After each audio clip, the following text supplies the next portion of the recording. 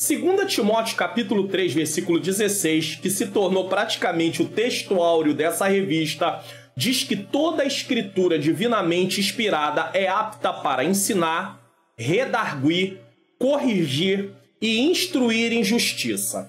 Então, se toda a escritura é útil para o ensino, nós vamos aprender na lição de hoje como Deus fala aos nossos corações através dos livros históricos e dos livros poéticos. Eu volto já já.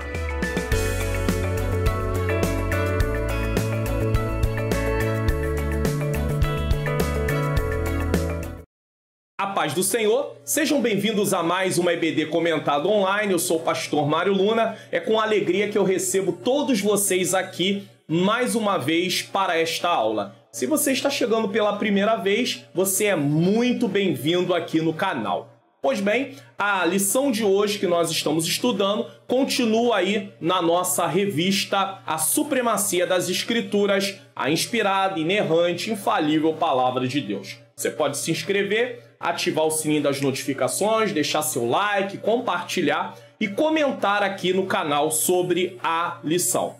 Hoje nós estamos estudando a lição de número 9.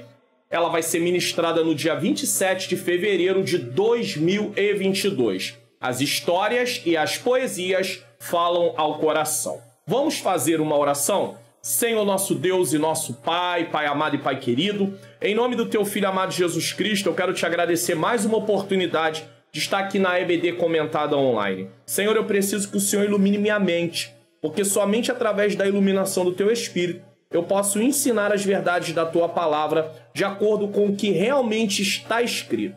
Peço que ilumine a mente daqueles que estão assistindo para que possam também compreender. E uma vez que venhamos compreender a Tua Palavra, que o Senhor nos ajude a praticar em nome de Jesus.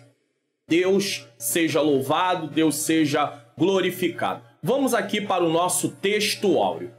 Estou aflitíssimo. Vivifica-me, ó Senhor, segundo a Tua Palavra. Salmos 119, versículo 107. Verdade prática. Os livros históricos e poéticos mostram a soberania e a sabedoria de Deus. Então tem dois pontos aqui. Soberania, que vai ser falado sobre isso, e sabedoria de Deus. O relato dessas verdades produz o quê? Fé e esperança em nossos corações. Esperança é uma convicção presente de uma expectativa futura que vai se cumprir. Vamos fazer uma pequena recapitulação, porque eu sempre digo para quem está aqui assistindo no canal que a revista é única, é inteira. Então não dá para você pegar uma lição no meio da revista, querer estudar e compreender de uma forma ali que seja algo que você extraia as instruções. Por quê? Porque você precisa de ter conhecimento das outras lições, você depende das outras lições. Então vamos fazer uma recapitulação aqui bem rápida, tá? Na primeira lição estudamos a autoridade da Bíblia. Por que a Bíblia tem autoridade? Porque Deus tem autoridade. Se a palavra de Deus é a palavra de Deus, ela tem autoridade. Na lição 2 estudamos a inspiração divina da Bíblia. Isso prova que ela tem autoridade. Ela veio de Deus. Na lição 3 estudamos a inerrância da Bíblia. A Bíblia não tem erro e a palavra de Deus se cumpre. Também prova que ela tem autoridade. Na lição 4 estudamos a estrutura da Bíblia. Antigo, Novo Testamento, 66 livros, a divisão em grupos como lei, livros históricos, livros poéticos, livros proféticos, evangelho, livro de Atos, epístolas, Apocalipse. Falei aqui de uma forma bem resumida. Na lição 5 estudamos como ler as Escrituras.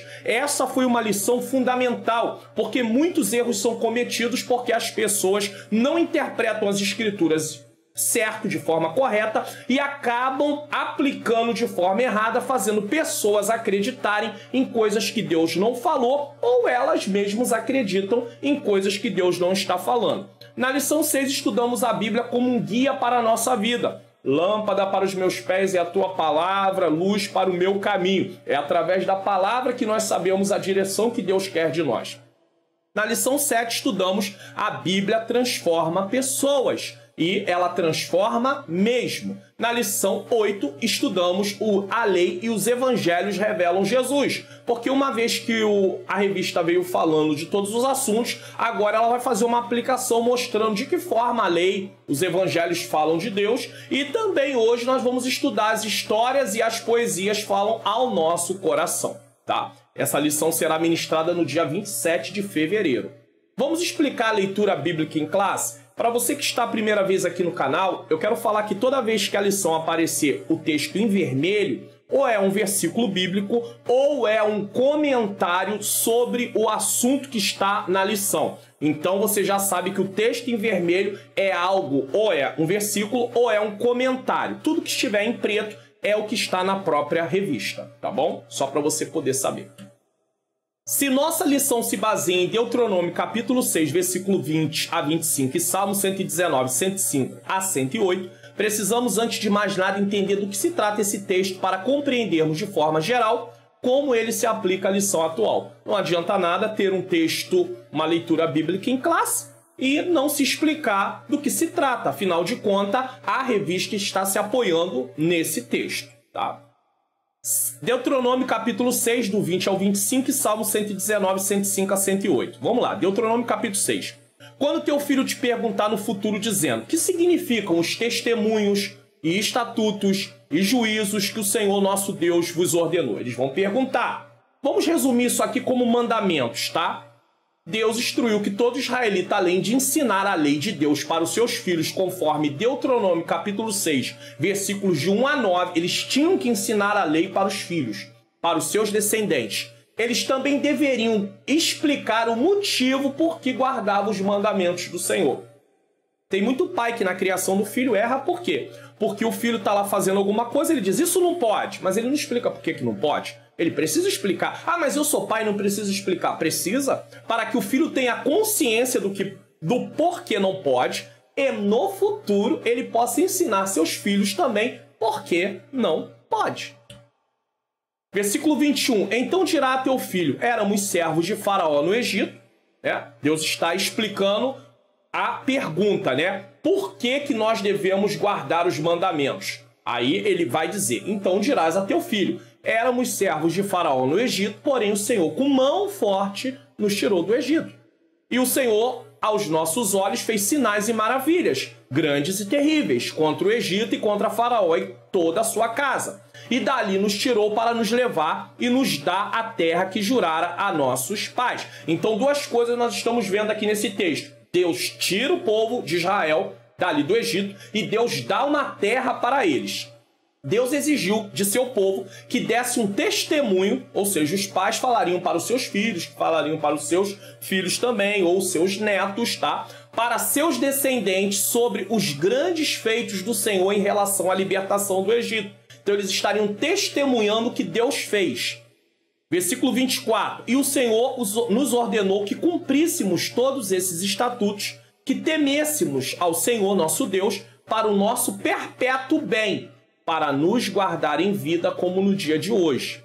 E será para nós justiça quando tivermos cuidado de cumprir todos esses mandamentos perante o Senhor nosso Deus, como nos tem ordenado. O que isso quer dizer? Uma vez que Deus os tirou do Egito, seu propósito era que seu povo deveria viver de acordo com seus mandamentos.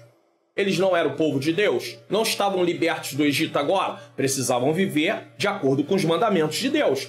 A aliança de Deus dava ao povo o direito das bênçãos e de ter suas vidas preservadas. Porém, se desobedecessem, estariam debaixo do juízo. Então havia deveres e havia benefícios. O povo precisava obedecer a Deus.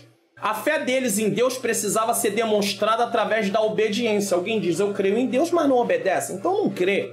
Produzindo assim boas obras. As boas obras são consequência de quem nós somos. Servos de Deus, filhos de Deus. E eles deviam assim obedecer cuidadosamente a todos os mandamentos do Senhor. Essa mesma conduta Deus espera da sua igreja. Espera de mim e de você que está assistindo esta aula. Agora vamos para o Salmo 119. O Salmo 119 enaltece a excelência da palavra de Deus. Nós já falamos sobre isso em lições passadas. O salmista reconhece os mandamentos de Deus como algo que deve ser obedecido, conforme ensina, por exemplo, Deuteronômio capítulo de número 6. Então o salmista ele reconhece, eu preciso obedecer à lei de Deus. 105. Lâmpada para os meus pés é a tua palavra e luz para o meu caminho. Nós já tratamos desse versículo em outra lição. Inclusive, se você não assistiu uma daquelas lições que eu mostrei ali, da 1 até a 8, é preciso você voltar depois desta aula e começar a assistir para você compreender o assunto como um todo, tá? O salmista vê a palavra de Deus como lâmpada e luz para vivermos segundo a vontade de Deus. Qual é o meio que eu tenho para saber a vontade de Deus? A palavra de Deus. Não adianta eu sair por aí pesquisando, procurando pessoas. Entrega uma revelação, entrega uma profecia. Nós que somos pentecostais, cremos na profecia, do dom de profecia. Porém, não adianta eu procurar a vontade de Deus dessa forma. Eu preciso conhecer a vontade de Deus por meio das Escrituras. Jurei e cumprirei, que guardarei os teus justos juízos. Olha o que o salmista está dizendo. Ele se compromete a praticar a palavra de Deus, uma vez que ele está buscando conhecer a vontade de Deus. Estou aflitíssimo, vivifica-me, ó Senhor, segundo a tua palavra. Ele recorre às promessas da lei de Deus em meio aos sofrimentos para Deus preservar a sua vida. Uma vez que você tem acesso à lei de Deus, você pode recorrer às promessas que lá estão, uma vez que você conhece a palavra de Deus. Aceita, eu te rogo, as oferendas voluntárias da minha boca, ó Senhor. Ensina-me os teus juízos. Por fim, o salmista pede que o Senhor receba a sua oferta de louvor e adoração vinda de seus lábios, por meio de uma vida que anseia aprender a cada dia os seus mandamentos. Você vai ver no Salmo 1 que diz o seguinte: bem-aventurado o varão que não anda segundo o conselho dos ímpios, nem se detém no caminho dos pecadores, nem se assenta na roda dos escarnecedores. Antes tem o seu prazer. Onde está o prazer daquele que serve ao Senhor? Antes tem o seu prazer na sua lei, e na sua lei medita de dia e de noite. Ou seja, continuamente. De dia e de noite dá a ideia de continuidade. Medita sempre, tá bom? Qual é a palavra-chave da lição de hoje? Coração. Coração fala de forma figurada do centro da vida. O coração, de forma figurada, fala do centro da vida. Isso quer dizer que a palavra de Deus tem poder para falar para todo o nosso ser. Ela vai falar para o nosso intelecto, ela vai falar para as nossas emoções e ela vai falar para a nossa vontade. Hoje vamos aprender que as histórias e poesias falam ao coração. Uma palavra para os professores da EBD que me assistem. Há muitos professores que me assistem da EBD, inclusive várias pessoas de vários lugares do Brasil. De vez em quando eu cito, tem gente de Rondônia assistindo as aulas aqui da EBD Comentada Online, Maceió, Pará, Brasília, Minas Gerais, Goiânia, São Paulo, Santa Catarina, Paraná. Tem gente do Rio de Janeiro, então eu quero agradecer. Mas você que é professor, preste atenção em umas coisas que eu vou dar como observação aqui. Precisamos ter em mente o conteúdo da aula. Qual é o principal ensinamento da lição a ser estudado? As histórias e poesias falam ao coração. Por isso, não podemos perder o foco do tema da lição. Se esse é o tema, tudo que vai estar dentro da lição é para explicar esse tema. Os tópicos 1 e 2 definem os livros históricos e poéticos. Vai fazer uma definição do que são os livros históricos, quais os livros que compreendem esses grupos dentro da Bíblia e falam de seus propósitos e tipos de mensagem. Já o tópico 3 nos apresenta como as mensagens contidas nesses livros falam ao nosso coração. É uma mensagem de soberania, de sabedoria e de adoração. Recomendo que os professores leiam na página 65 da revista de professores o Auxílio de Educação Cristã. Página 65 da revista dos professores, o auxílio... Eu vou tentar colocar aqui para mim ver se aparece aqui para vocês, ó. O auxílio, esse auxílio aqui, tá bom? Tentar, página 65, você lê esse auxílio aqui. Eu recomendo que você leia com o tema O Ensino de Qualidade na Escola Dominical. Lembrando que as orientações dadas nesse auxílio são de grande valor para os professores em classe. Inclusive, posso dizer aos professores que tenho alunos aqui na EBD Comentado Online, no canal, que não são professores da EBD e já me disseram em comentários que assistem às aulas do canal para poder participar das aulas presenciais e comentar assuntos com segurança, pois estudaram antes. Isso aumenta ainda mais a responsabilidade dos professores em estudar a lição. É claro que o que está aqui nesse auxílio não serve para o modelo de aula que eu dou aqui, porque aqui não há uma participação direta no momento da aula. Mas você lá em classe precisa considerar o que está ensinando esse auxílio, tá bom? Introdução. Lembre-se, o que é em vermelho é um comentário à parte do que está escrito na lição para trazer entendimento, tá? Estamos prosseguindo em nosso estudo bíblico sobre as Sagradas Escrituras. Nessa lição, temos a finalidade de apresentar uma visão panorâmica dos livros históricos e poéticos. Então, nós vamos fazer uma apresentação panorâmica. Quais são os livros que compõem os livros históricos? O grupo histórico? Quais são os livros que compõem o grupo poético, tá? A Bíblia faz uso de gêneros literários para expressar a revelação divina. Que o que é a Bíblia? A revelação de Deus à humanidade. Ele se revelando a si mesmo e revelando a sua vontade. Gêneros literários são tipos de literatura como narrativas, poesias, crônicas, profecias, parábolas, epístolas e etc. Para contar as histórias do povo de Deus, os livros históricos servem da literatura chamada de narrativa. Então, os livros históricos usam as narrativas para contar suas histórias. Devemos compreender que as narrativas presentes nos livros de Josué, as crônicas, representam a experiência de Israel com Deus. Está contando a história de Israel com Deus. Então eles estão ali dentro de uma situação. Nos dilemas, conflitos e milagres, vêm-se provas do cuidado e da providência de Deus.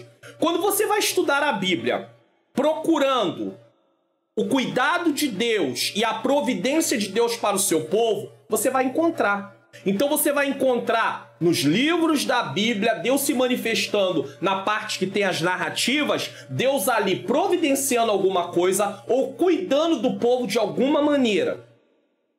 Os livros poéticos e de sabedoria recorrem ao texto lírico, com o propósito de despertar sentimentos.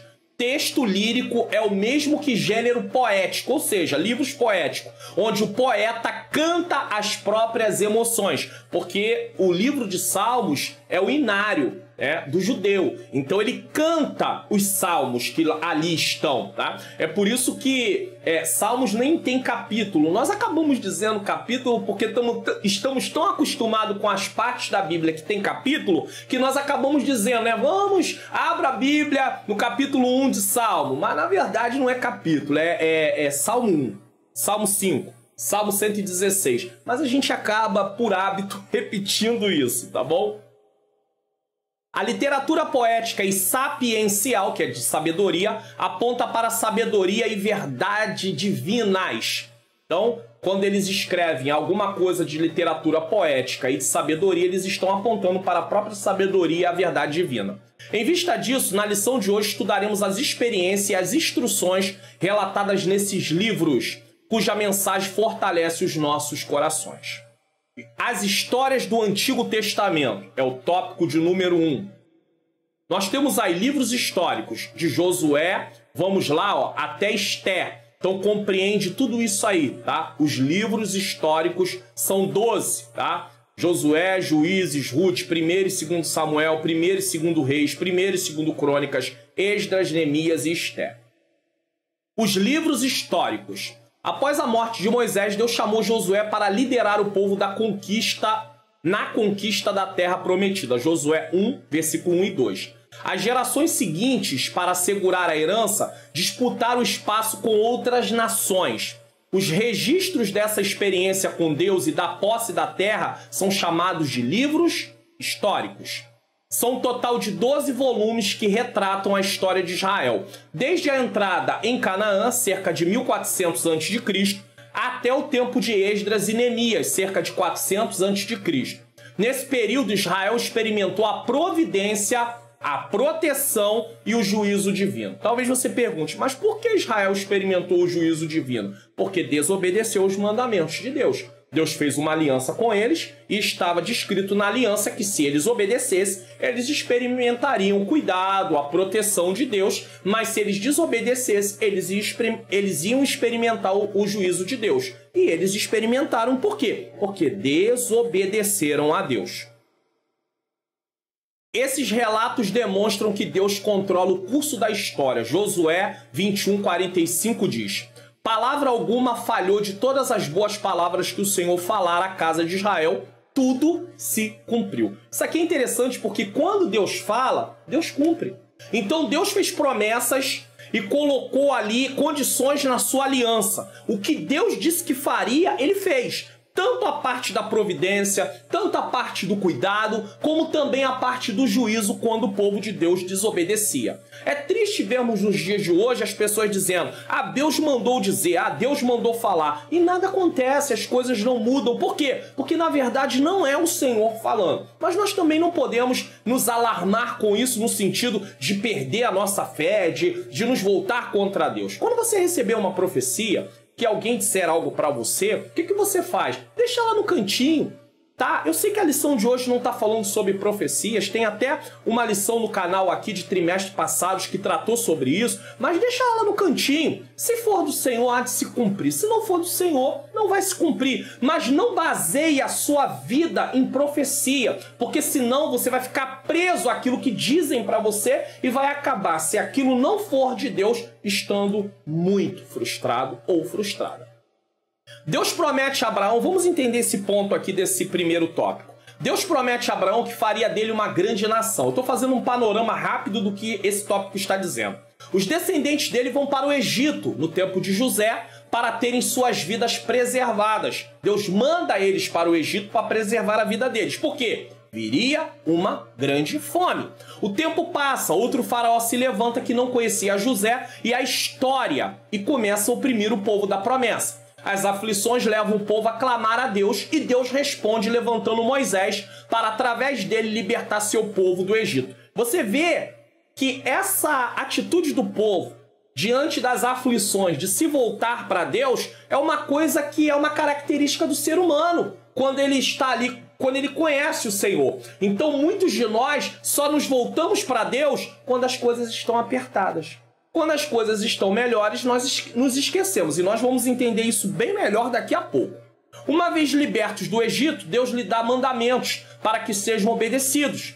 O livro de Deuteronômio, que consta numa parte da leitura bíblica em classe dessa lição, registra a repetição das leis para a nova geração. Porque o povo ali no tempo de Deuteronômio não era mais aquele mesmo povo que saiu do Egito. Muitos deles já haviam até morrido por causa da desobediência.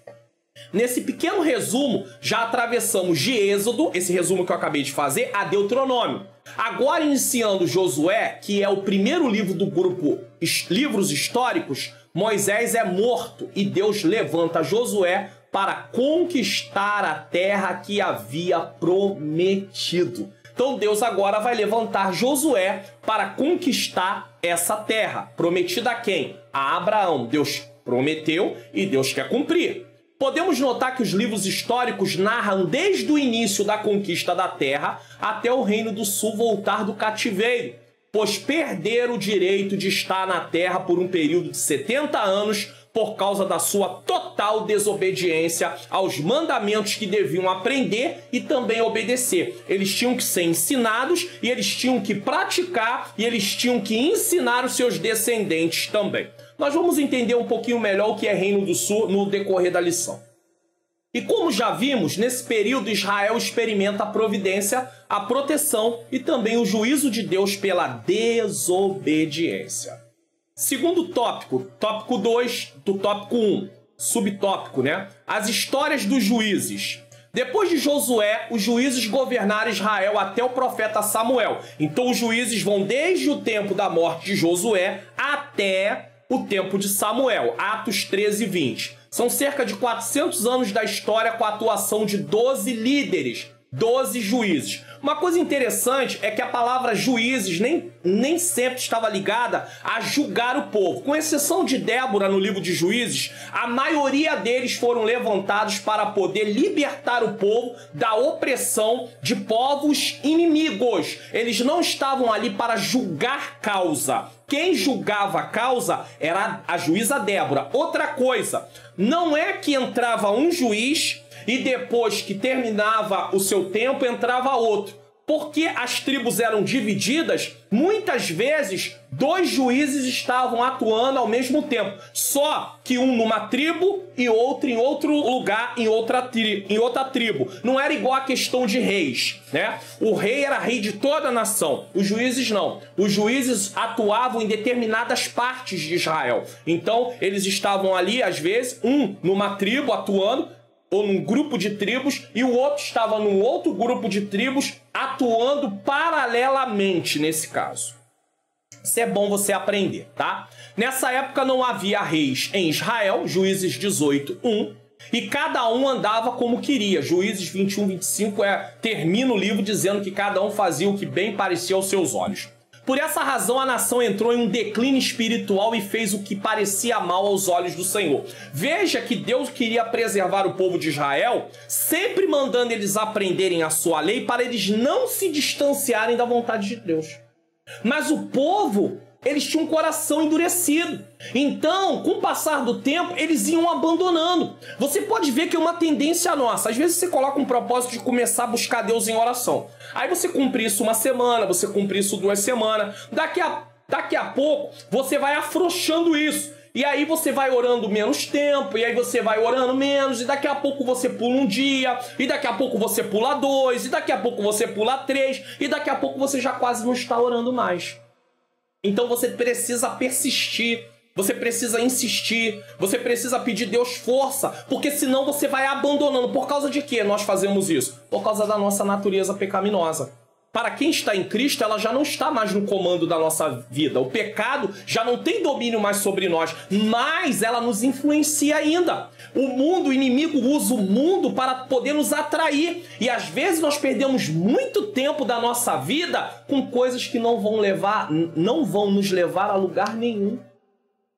Nós vamos estar ali, vamos ser levados a que lugar? Vamos chegar aonde com aquilo que nós estamos ali envolvidos? A lugar nenhum. Então, isso é o que acontecia com Israel também. Por essa razão, a nação entrou em declínio espiritual, né? E fez o que parecia mal aos olhos do Senhor. Juízes 3:7.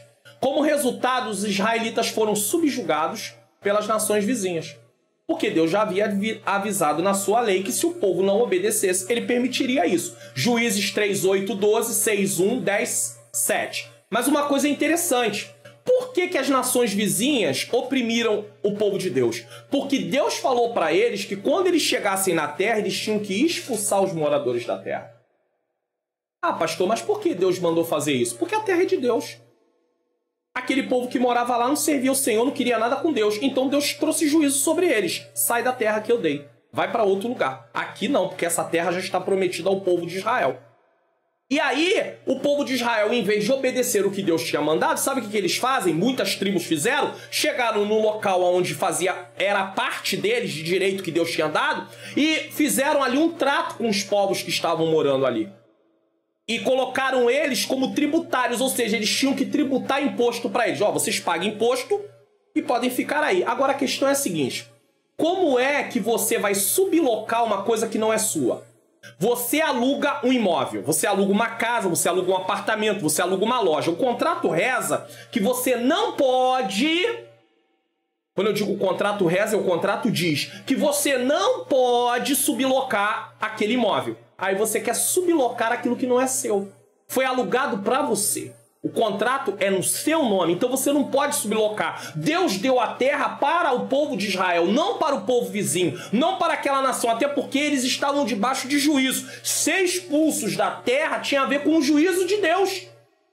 Mas aí o povo de Deus, por desobediência, vai lá e não faz o que Deus mandou. Nem sempre você pode dizer assim, poxa, pastor, mas vamos usar um bom senso, tirar o povo da terra, deixa o povo lá quieto, mas Deus mandou expulsar. Então isso é com Deus, se Deus mandou, a gente faz. Deus mandou, tá mandado, acabou, ele é soberano, vamos estudar sobre isso durante a lição. Mas não, o povo parece que quer fazer algo para tirar proveito. Eles sublocam a terra para receber dinheiro, benefício. Mas aí isso faz com que eles comecem a viver com um povo que é um povo idólatra, um povo pecador. Eles pegam o costume desse povo e começam a viver igualzinho esse povo. Aí o que acontece? Deus começa a trazer juízo. É por isso que Romanos vai dizer que nós não podemos nos conformar com esse mundo. Essas histórias apontam para a fidelidade e as misericórdias divinas, 2 Timóteo capítulo 2, versículo 13. Eu queria avisar que tanto o slide dessa lição em PDF como o resumo estão na descrição do vídeo e você pode baixar a descrição, vai ter lá um lugar, vai descendo, você clica, vai ser levado para o meu site, para uma página, você desce, lá vai ter os links para você poder baixar o resumo e os slides da lição. E também, se quiser baixar a leitura bíblica em ordem cronológica em um ano, você também poderá baixar nesse mesmo lugar lá na página no meu site. Em Juízes, o curso dos acontecimentos é primariamente negativo.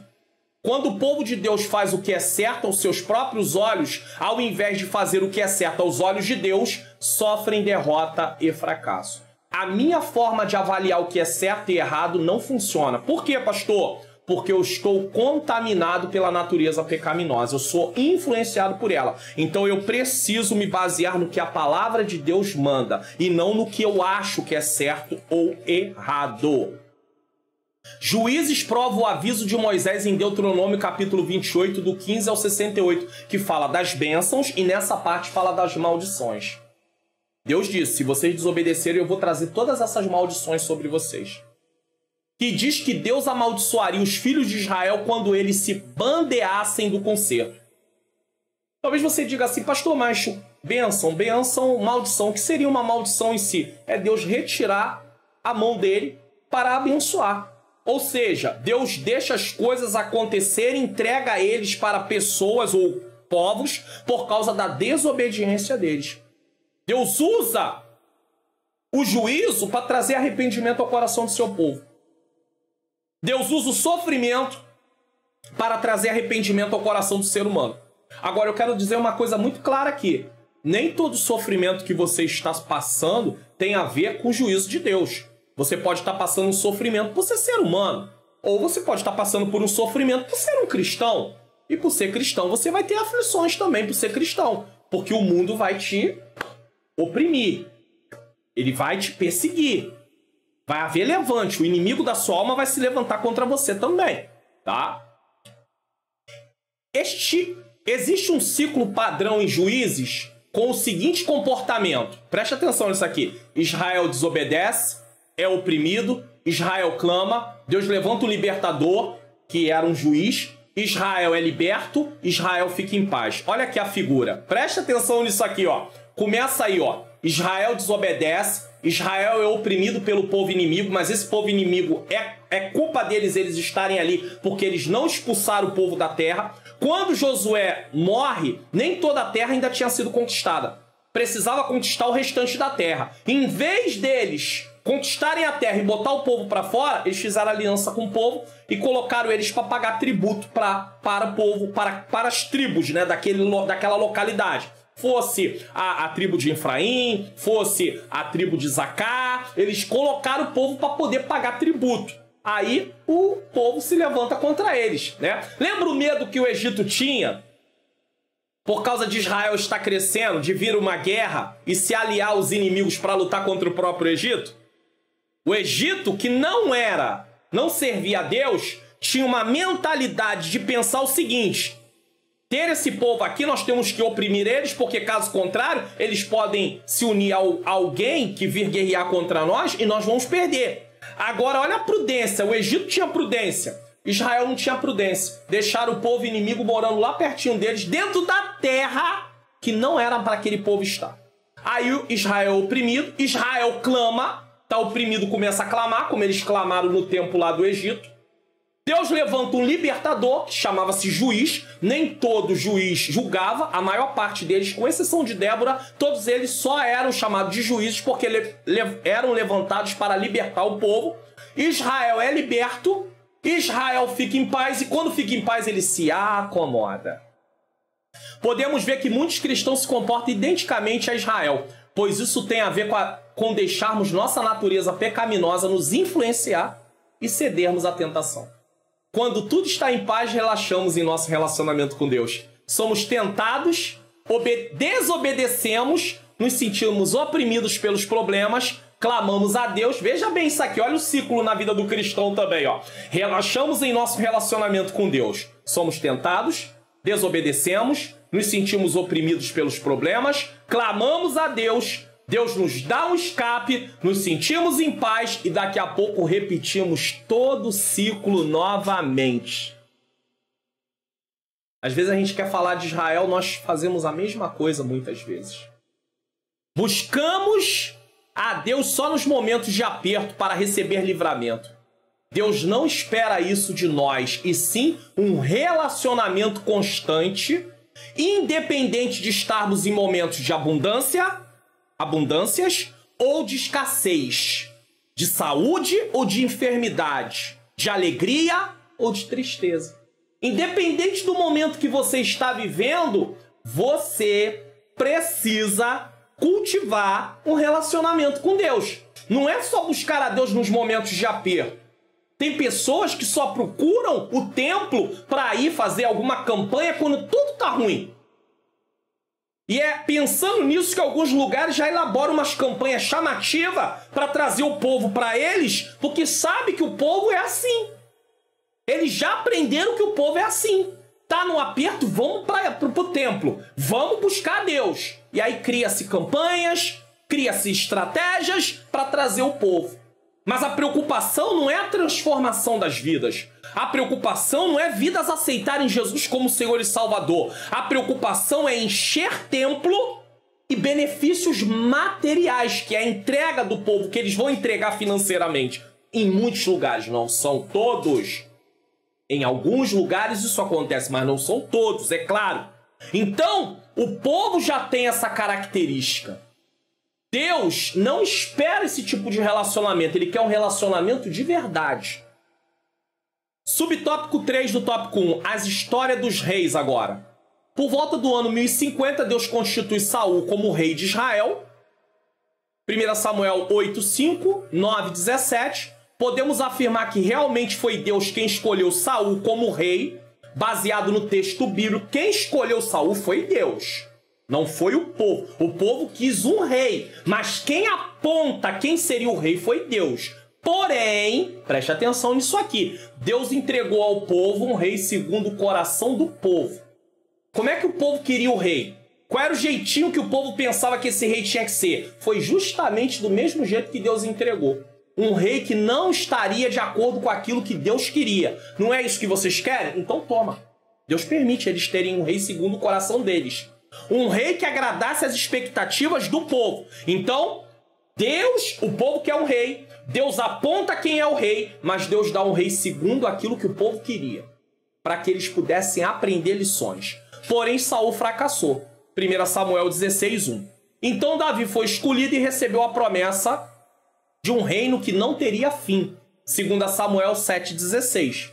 Davi, apesar de seus pecados posteriores, que depois ele peca, ele comete adultério, ele comete homicídio, tá?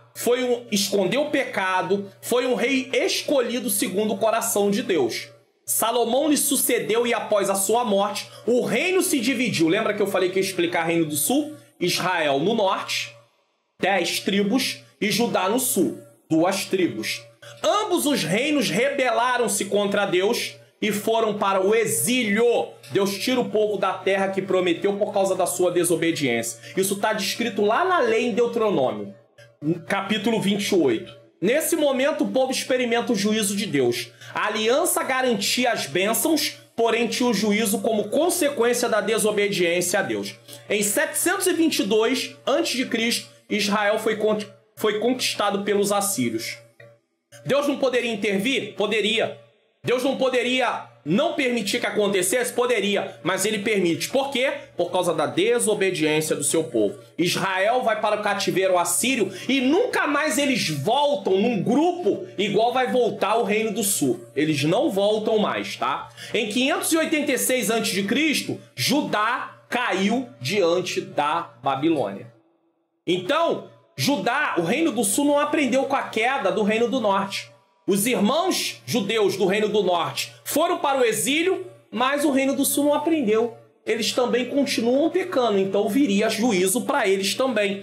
A grande questão é, nós nunca vamos aprender com os erros também que as pessoas cometem, ou com o que a Bíblia descreve como erro, mostrando erros e acertos de personagens bíblicos? Será que nós vamos seguir o mesmo caminho?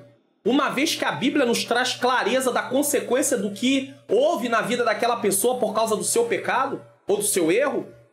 Ou nós também no dia a dia não vemos tantas pessoas se embaraçando, entrando em problemas gravíssimos? Você vai seguir a mesma coisa? Então, o Reino do Sul não aprendeu nada com o que aconteceu com o Reino do Norte. E aí o Reino do Norte vai, não volta mais em grupo. É claro que depois alguma parte do Reino do Norte acabou se alinhando ao Reino do Sul também, quando eles voltam do cativeiro babilônico, mas uma volta assim, igual o Reino do Sul voltou, o Reino do Norte nunca mais volta. E em 586 a.C., Judá caiu diante da Babilônia. Na verdade, o primeiro ataque foi em 605, levam as pessoas mais nobres, entre eles foi Daniel, Sadraque, Misael, Azarias e Ananias, chamados Sadraque, Mesaque e Abednego, né? As pessoas que tinham uma condição social melhor foram levadas nessa primeira leva. Em 597 aproximadamente houve um segundo ataque. E em 586 foi para finalizar, onde os muros foram destruídos, queimados, o templo foi derrubado, queimado também. O povo de Deus abriu o Mar Vermelho para eles, o povo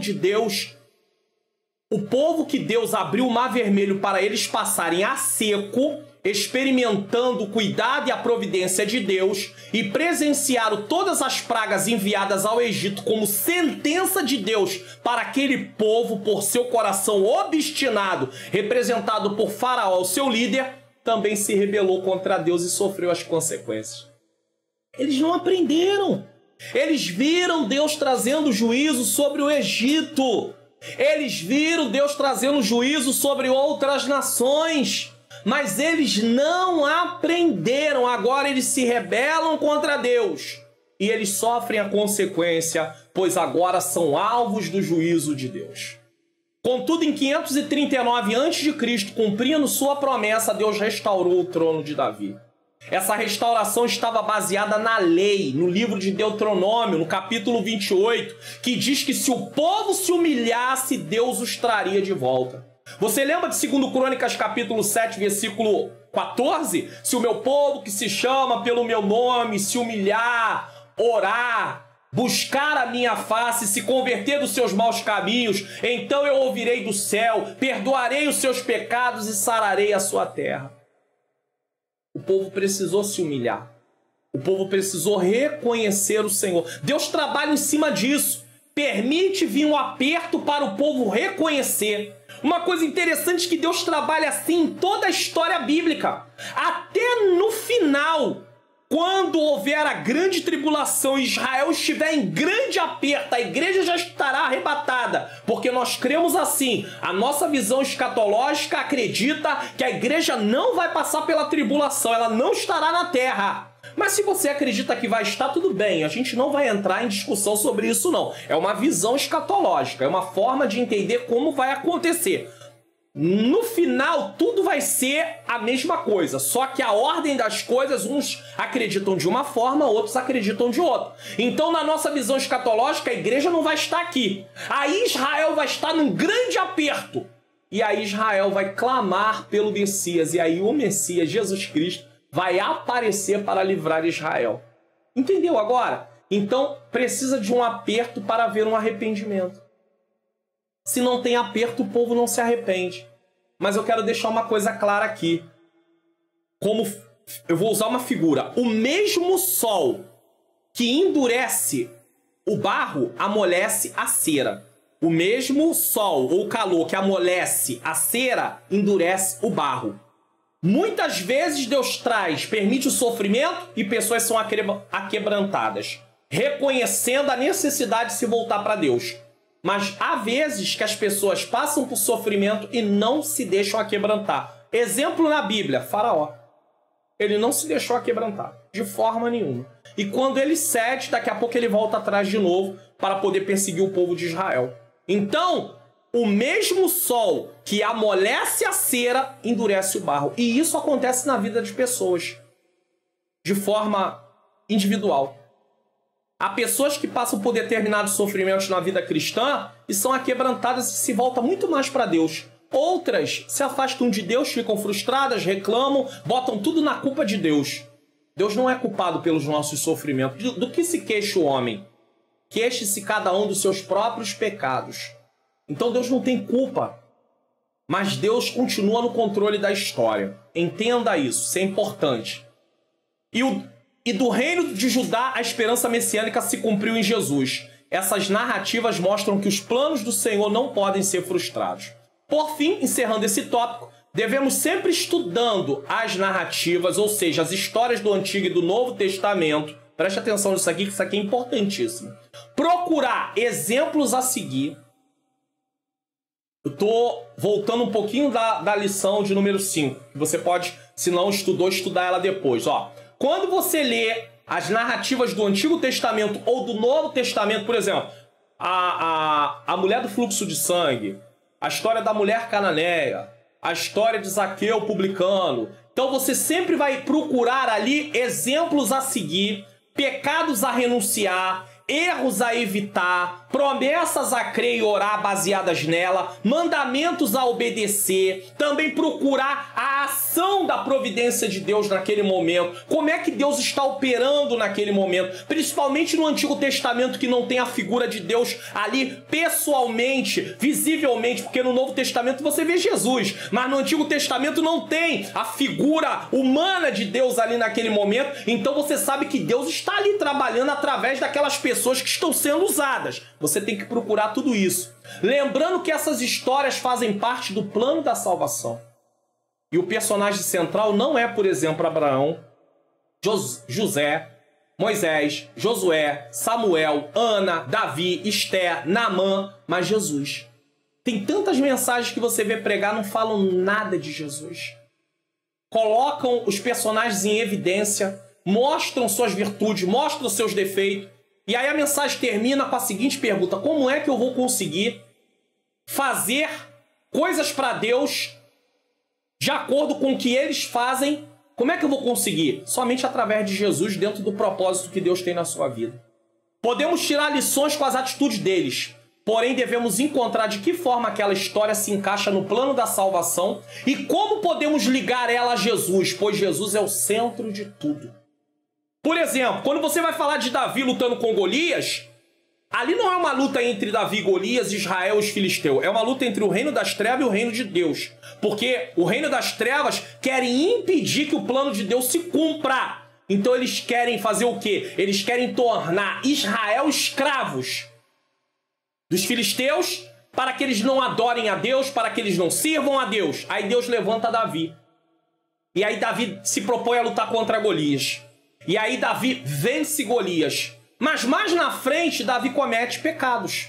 Então Davi não é um modelo a ser seguido, mas existem qualidades e virtudes na vida de Davi que nós podemos observar. Porém, para poder observar as virtudes e qualidades na vida de Davi, nós precisamos primeiro de Jesus. Quem é o nosso campeão de gigantes? É Davi? Não, é Jesus.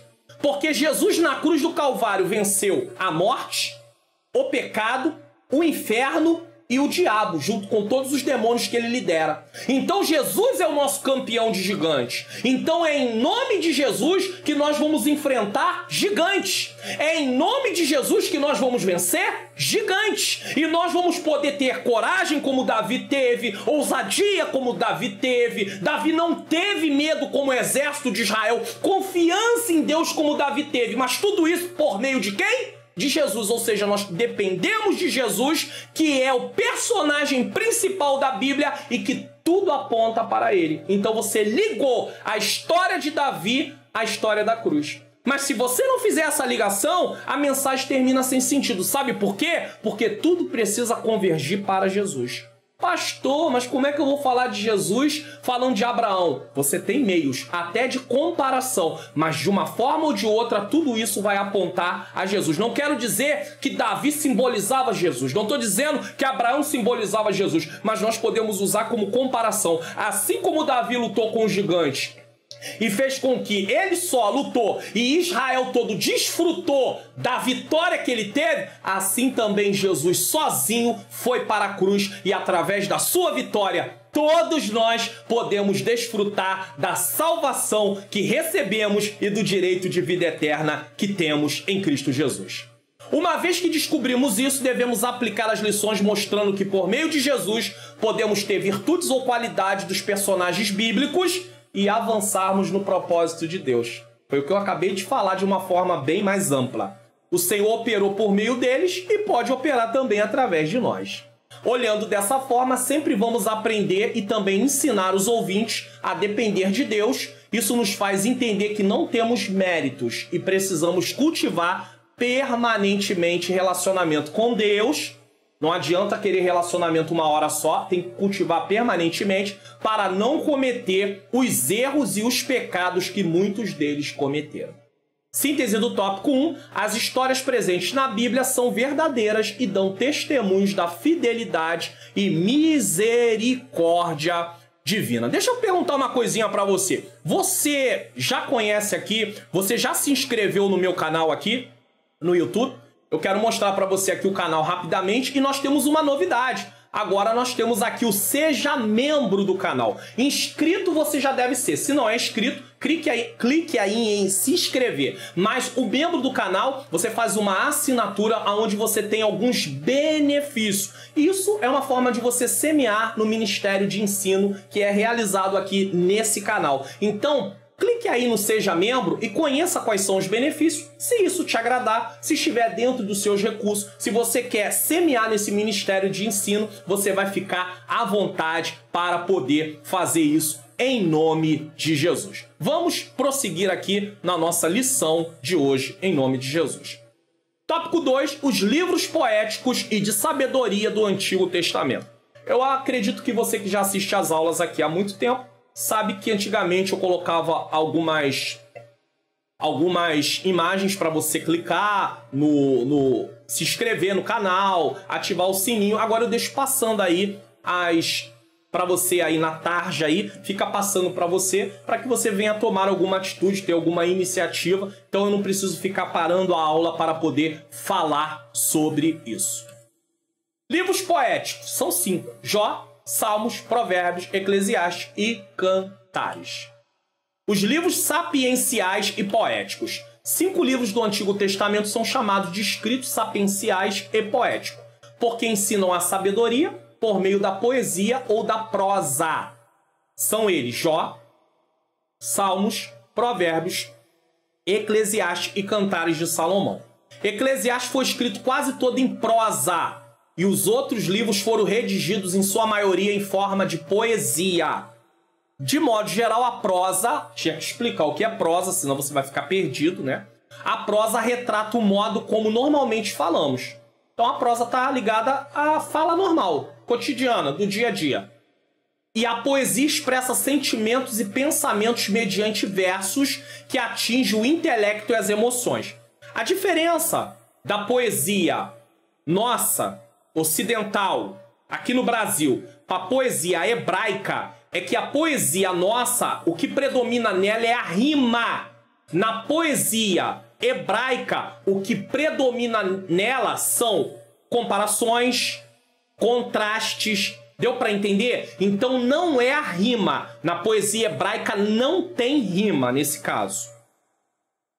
Na Bíblia, esse gênero literário trata da aplicação da verdade divina à experiência humana, tá? Livros sapienciais e poéticos. Refere-se à sabedoria prática, mais do que teórica. Então não é só a teoria. Eu vou mostrar isso nos versículos que vão aparecer aí, que ele colocou os versículos nos 5 livros que estão dentro da categoria poéticos. Jó 28, 28 na NVT, tudo na nova versão transformadora, tá? E isto que ele diz a todos, a toda a humanidade: o temor do Senhor é a verdadeira sabedoria. Afasta-te do mal é o verdadeiro, afastar-se do mal é o verdadeiro entendimento. Então você tem aí uma conclusão. A verdadeira sabedoria é o temor do Senhor. Então como é que você vai demonstrar ter sabedoria? Temer a Deus. Você quer obedecer a Deus, você segue o que Deus ensina na sua palavra, então você tem temor, tá? E afastar-se do mal é o verdadeiro entendimento. Quer dizer, é a prática daquilo que você entende que é temor do Senhor. Salmo 19, 7 diz: a lei do Senhor é perfeita e revigora a alma. Os decretos do Senhor são dignos de confiança e dão sabedoria aos ingênuos. Você está vendo que não tem rima, mas tem uma comparação. A lei do Senhor é perfeita e revigora a alma. Aí no próximo verso ele vai falar a mesma coisa, mas com palavras diferentes. Os decretos do Senhor são dignos de confiança e dão sabedoria aos ingênuos. Provérbio 23, 12. Dedique-se à instrução, ouça atentamente as palavras do conhecimento. Ou seja, busque. Eclesiastes 7, 12. Tanto sabedoria como dinheiro dão proteção. Isso é verdade? É. Dão proteção. Se você tem dinheiro, você pode ir lá contratar para poder fazer lá, guardar sua casa, ter lá um mecanismo de segurança, enfim. Mas, olha o contraste, entendeu? Ó, tanto a sabedoria como o dinheiro dão proteção. Esse mais aqui vai ser um contraste. No entanto, entretanto, somente a sabedoria preserva a vida. Porque o dinheiro não preserva a vida de ninguém. Cantares 8:7. As muitas águas não podem apagar o amor, nem os rios podem afogá-lo. Se algum homem tentasse usar todas as suas riquezas para comprar o amor, sua oferta seria por completa desprezada. Por quê? Porque o amor não pode se comprar com dinheiro. E aonde há amor, há um relacionamento. E eu estou falando do amor de Deus. Não estou falando apenas do amor humano. Há um relacionamento conjugal seguro. Porque Cantares vai tratar disso. 2. Eclesiastes, Provérbios e Jó. O tema de Eclesiastes está na frase é tudo vaidade. Eclesiastes 1:2. Indicando a efemeridade da vida humana. Por isso, ao final, o autor declara que o sentido da vida é: teme a Deus e guarda os seus mandamentos. Eclesiastes capítulo 12, versículo 13, ele termina falando sobre isso. Temer a Deus, teme a Deus e guarda os seus mandamentos. Ele indica o que deve ser feito. O sábio, que é Salomão, estudou a vida com grande expectativa, mas repetidamente lamentou suas imperfeições, que reconheceu serem decorrentes da maldição, ou seja, da queda. A vida poderia ser perfeita se não houvesse a queda, mas com a queda ela deixou de ser perfeita, entrou numa desordem. Só que em Cristo Jesus todas as coisas estão sendo alinhadas e naquele grande dia tudo voltará a estar perfeito.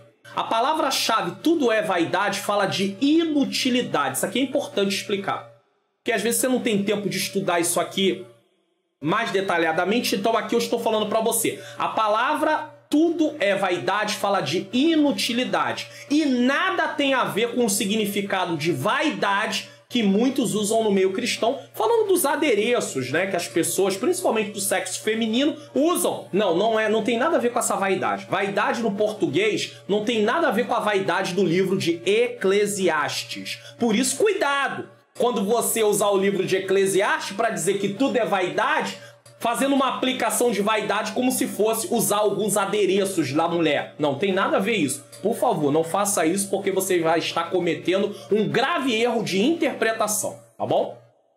Essa inutilidade expressa a tentativa inútil de obter satisfação à parte de Deus. Ou seja, eu quero me sentir satisfeito, mas eu não preciso de Deus para isso. Essa palavra é empregada 37 vezes para expressar as muitas coisas que são difíceis de entender a respeito da vida. Então, Salomão, ele estudou a vida, né? Ele teve um olhar filosófico da vida, né? Ele começou a olhar e começou a observar e foi comparando uma coisa com a outra, vendo onde chegava, e ele viu que muitas coisas eram difíceis de se entender. Por isso ele usa a palavra vaidade. Tudo é vaidade, tudo é inutilidade.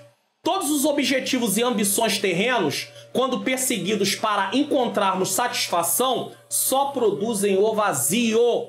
Pessoas podem ter muito dinheiro, pessoas podem ser milionárias, bilionárias, mas se elas não se voltarem para Deus, elas vão sentir um vazio que podemos classificar como algo existencial. Falta Deus nelas. Falta relacionamento com o Criador, que foi quebrado por causa do pecado. Isso é importante dizer. A experiência de Salomão com os efeitos da queda que trouxe maldição o levou a ver a vida como correr atrás do vento. Inútil. Quem consegue correr atrás do vento? Eclesiastes mostra que aquele que compreende que cada dia de vida, trabalho e provisão básica é um presente de Deus. Quando alguém entende isso, tudo na nossa vida é um presente de Deus. Por isso que a vida cristã é uma vida só. Ela tem várias áreas, mas é uma vida só. Quando você entende, porque é dirigida apenas por Deus, quando você entende que tudo isso, vida, trabalho, provisão básica, é um presente de Deus e aceita tudo que Deus lhe dá ou lhe permite ter, este tem a vida plena. João 10:10. Plenitude de vida. Eu vim para que tenham vida e a tenham com abundância. E esse abundância começa aqui, porque nós já temos direito de vida eterna. Aqui. Isso é expresso na frase: teme a Deus e guarda os seus mandamentos. Então Salomão mostra que tudo é inútil, mas quando você encontra satisfação em Deus e todas as áreas da sua vida estão na mão de Deus, você teme a Deus e guarda os seus mandamentos. Aí você encontra a satisfação. Eclesiastes 12:13. Todavia, aquele que busca satisfação longe de Deus viverá de maneira vã. Ou seja, ele viverá uma vida sem propósito, uma vida inútil, porque não está ali para poder cumprir aquilo no qual Deus o criou para fazer: adorar e servir. Então, todavia, aquele que busca satisfação longe de Deus viverá de maneira vã, independente de tudo o que conseguir acumular, e receberá como salário de suas práticas a separação eterna de Deus. E aqui é lamentável, aqui é muito triste, porque Romanos 6:23 diz: o salário do pecado, ou seja, a paga de viver uma vida no pecado, é a morte. Morte aqui é morte eterna, segunda morte. Mas o dom gratuito de Deus é a vida eterna por nosso Senhor Jesus Cristo.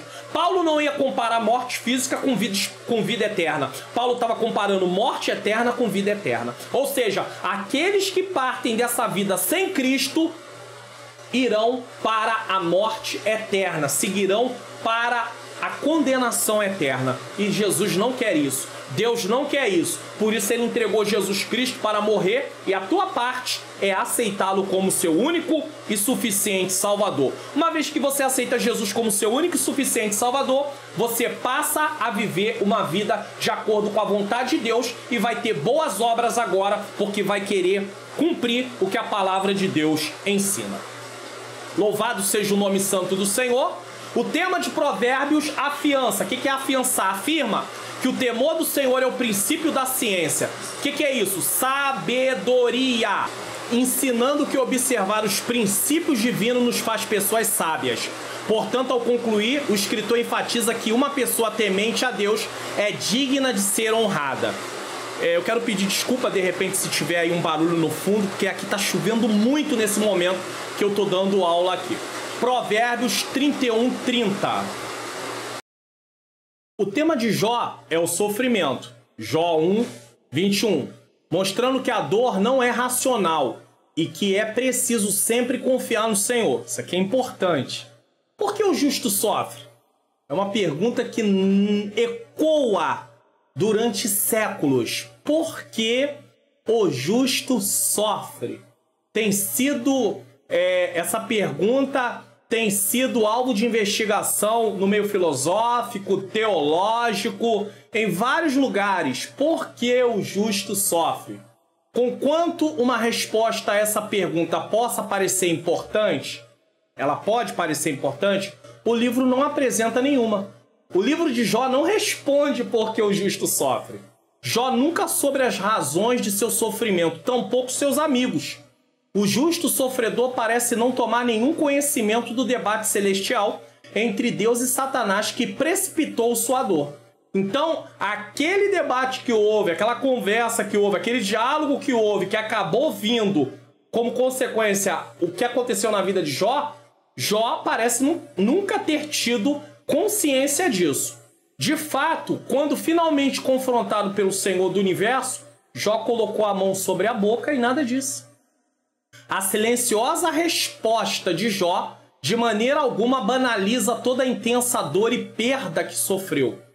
Então não é porque Jó botou a mão na boca, no sentido de não falar mais nada, que isso quer dizer que a dor de Jó não tinha nenhum valor. Ela simplesmente, o silêncio dele destacou a importância de confiar nos propósitos de Deus em meio às provações, pois o sofrimento, como todas as outras experiências humanas, é dirigido pela perfeita sabedoria divina. No fim, a lição que permanece é que ninguém jamais sabe o verdadeiro motivo de seu sofrimento. A dor não é racional, não dá para você chegar a uma conclusão. Nós temos uma ideia, mas nós não temos uma certeza. Porém, é necessário confiar no Deus soberano. Essa é a verdadeira resposta para o sofrimento. Confiar em Deus. Quando você confia em Deus, independente do que você está passando, independente do que você está vivendo, você pode ir além. Então, as poesias falam ao nosso coração. O livro de Jó, que é um livro também dentro da classe poética, do grupo poético, também fala ao nosso coração. Porque mesmo que nós não temos uma resposta para por que sofre o justo, nós temos que confiar em Deus. E sabemos que hoje sofremos, mas Apocalipse diz que não haverá mais dor, nem morte, nem pranto, porque todas as primeiras coisas são passadas.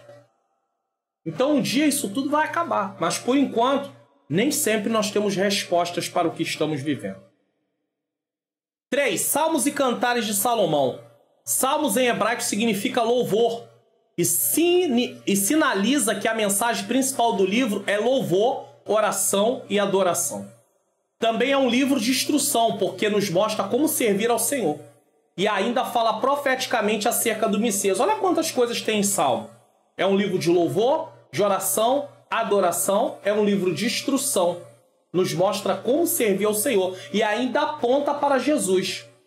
Também tem salmos messiânicos. Nesses aspectos, considera-se como verso-chave o Salmo 29:2.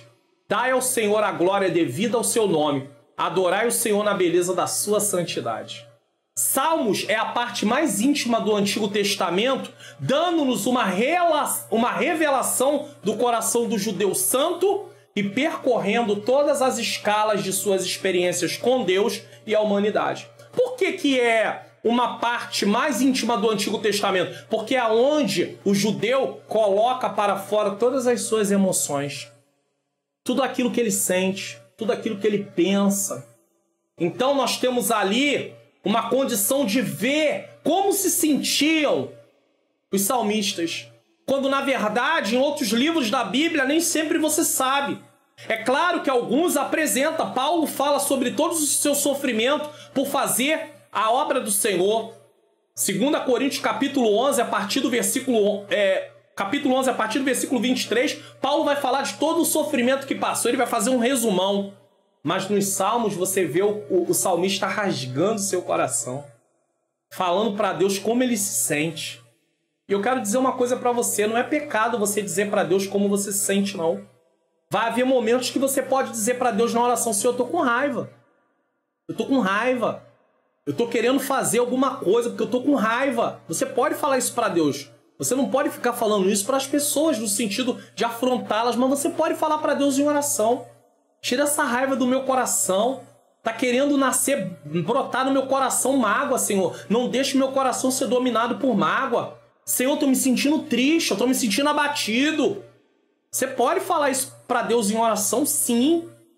Então, o salmista, ele rasga o seu coração diante de Deus. E isso é registrado no livro de Salmos. É claro que tem orações que você também pode fazer em particular, na mente, Nem o seu inimigo da sua alma, ele tem acesso ao que você está falando com Deus. Mas colocar para Deus o que você está sentindo não é pecado. Você pode até dizer, Senhor, eu estou me sentindo tentado a fazer isso, eu sei que é pecado, me ajuda. Você pode falar isso para Deus, porque Deus vê tudo, Ele sabe de tudo. Antes que haja uma palavra na sua boca, o Senhor já sabe, mas é importante você colocar diante dele. Nos livros históricos, vemos Deus falando acerca do homem. Então, nos livros históricos, Deus fala sobre o homem, escrevendo seus fracassos e seus êxitos. Nos livros proféticos, vemos Deus falando com o homem, admoestando os ímpios e consolando os justos à luz do futuro. E os ímpios também admoestando os judeus que estavam em desobediência. Mas nos Salmos vemos o homem falando a Deus. Ele se expressa a Deus. Ele se rasga, descobrindo seu coração em oração e elogio e falando acerca de Deus, descrevendo e exaltando pela manifestação de seus gloriosos atributos. Deus é onipotente, onisciente. Deus é amor, Deus é santo, tudo isso são atributos de Deus. Enquanto o santo do Velho Testamento fala dessa maneira a seu Deus, qual fosse a sua experiência, fosse de prosperidade ou adversidade, presta atenção nisso aqui. Enquanto o santo do Velho Testamento, ou seja, os servos do Velho Testamento, fala dessa maneira a seu Deus, qual fosse a sua experiência, fosse de prosperidade ou de adversidade, bênção ou castigo, êxtase mais elevado ou um desalento mais profundo, sempre predomina uma nota por toda a sua adoração, a de louvor. Mesmo que ele estivesse extremamente abatido, ele tinha um louvor para apresentar a Deus. Você tem um louvor para apresentar a Deus diante dessa luta toda que você está passando? Ou você só está se lamuriando, só reclamando? Você não reconhece a grandeza de Deus? Você não dá ao Senhor ação de graças. Falar do que Ele já fez. Falar de quem Ele é. O crente do Antigo Testamento pode louvar a Deus em todas as circunstâncias, porque a sua fidelidade no passado é uma garantia da sua fidelidade no futuro. Deus é fiel. Deus não é fiel à minha pessoa, Deus é fiel às suas promessas. E quando eu me alinho à promessa de Deus, obedecendo a Ele, aí se cumpre a fidelidade de Deus na minha vida. Se cumpre a promessa de Deus na minha vida. Mas o alvo da fidelidade de Deus não sou eu, o alvo da fidelidade dele é a própria palavra dele, o que ele prometeu.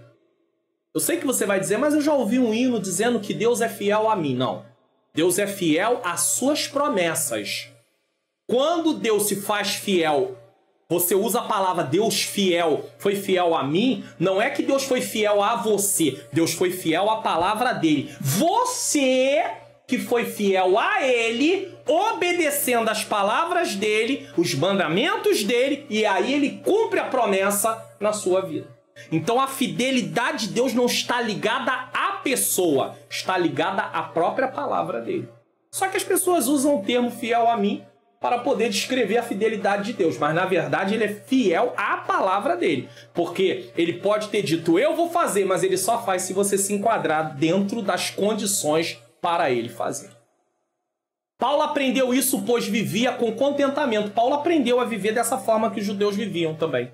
Filipenses, o salmista, Filipenses 4, 11 a 13, que não era todo judeu, tinha judeu que murmurava muito. Filipenses 4, 11 a 13 diz, não digo isso por necessidade, porque já aprendi a contentar-me com o que tenho.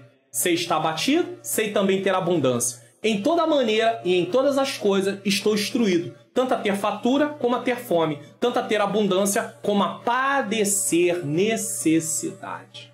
Deixa eu dar uma pausa aqui. Quer fazer um curso de teologia online confiável? Clique no link na descrição para maiores informações. Nos comentários tem afixado um comentário fixado com um link para você poder fazer o seguinte. Preste atenção nisso aqui. Deixa eu mostrar uma coisa aqui para você. Olha, se você clicar lá no comentário fixado, vai ter um link. Você vai ser levado para essa página aí. Nessa página é um módulo grátis do curso livre de teologia. Você vai botar seu nome, vai colocar seu e-mail. Uma vez que você coloque seu nome e e-mail, você vai ter acesso ao módulo grátis. Você vai estudar o módulo grátis vê se ele é interessante, se você gosta, e aí, se você gostar, você se inscreve no curso livre de teologia, no qual eu também sou aluno. Apesar de dar aula de teologia, já dei aula de teologia no passado, no momento eu não estou dando, mas eu já dei aula de teologia, estou fazendo uma reciclagem, e é um curso maravilhoso. Você não está no Rio de Janeiro? Não tem problema. Esse curso também é online, e a matéria é a mesma, o conteúdo é o mesmo, e as atividades você vai fazer todas elas no aplicativo, ou seja, no site, na plataforma, então tudo é igual. Tanto quem vai em aula presencial como quem estuda online, as atividades são feitas todas online. Fica aí a minha recomendação do curso livre de teologia, agora com módulo grátis. Clique ou na descrição do vídeo ou no link no comentário afixado e participe. Você vai aprender mais em nome de Jesus. Mas voltando aqui para Paulo, Paulo reconhece a necessidade de ter contentamento. Você tem contentamento? Há momentos na nossa vida que, porque as circunstâncias são desfavoráveis, nós não nos sentimos com contentamento, mas a Bíblia quer de nós contentamento. Versículo 13. Posso todas as coisas naquele que me fortalece. Que lição de vida para nós, todo cristão que muitas vezes oscilamos em nossa fé por causa das circunstâncias. O livro de Cantares ilustra o compromisso e a intimidade e o amor que deve existir no casamento. Refere-se ao plano original de Deus acerca do relacionamento conjugal. O versículo-chave de Cantares sintetiza o ideal da fidelidade entre o marido e a sua mulher. Eu sou do meu amado e o meu amado é meu. Quem fez Casados para Sempre, é um curso de casais, eu fiz com a minha esposa, alguns anos atrás, lá nós nos apresentamos assim. Eu sou o Mário Luna da Ângela e ela diz, eu sou a Ângela do Mário Luna. Tanto é que no nosso perfil da rede social, no nosso perfil da rede social, tá lá, Mário Luna da Ângela e Ângela do Mário Luna. Eu sou do meu amado e o meu amado é meu. Deu para você entender? Cantares, em contraste com os dois extremos distorcidos da abstinência do casamento, que o Cantares vai apontar para o matrimônio de acordo com a vontade de Deus. Então, de um lado está a abstinência do casamento, não é o que Deus planejou. E do outro lado, a imoralidade pervertida fora do casamento. O antigo cântico de amor de Salomão exalta a pureza do afeto e do romance conjugal. O cântico faz um paralelo e reforça outras partes da escritura que retratam o plano de Deus para o casamento, incluindo a beleza e a santidade da intimidade sexual entre o marido e a mulher.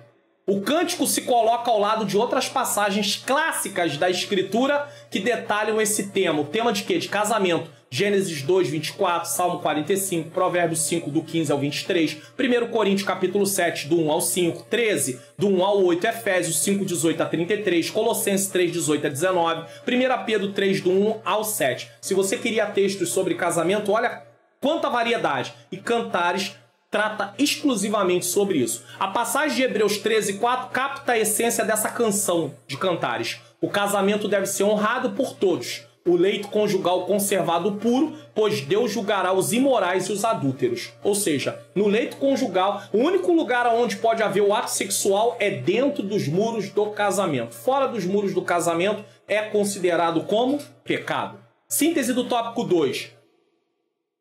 Os livros poéticos e de sabedoria expressam de forma bela, singela e prática a verdade e a sabedoria de Deus. Eu sei que você vai dizer assim, pastor, eu já ouvi pessoas fazerem comparação de Cantares com o amor de Deus para com o seu povo ou com o amor de Cristo para com a sua igreja. Olha só, fazer uma comparação é uma coisa. Dizer que o livro foi escrito para essa finalidade é outra coisa. Salomão não escreveu o livro de Cantares para poder comparar o amor de Deus com o seu povo, nem o amor de Cristo com a igreja. Salomão escreveu o livro de Cantares para poder falar do amor conjugal debaixo da vontade de Deus. Agora, se vamos fazer uma comparação, aí nós precisamos dizer que é uma comparação. E mesmo assim, podemos muitas vezes encontrar problemas na comparação, porque na forma do comportamento do homem lá de Cantares com a sunamita,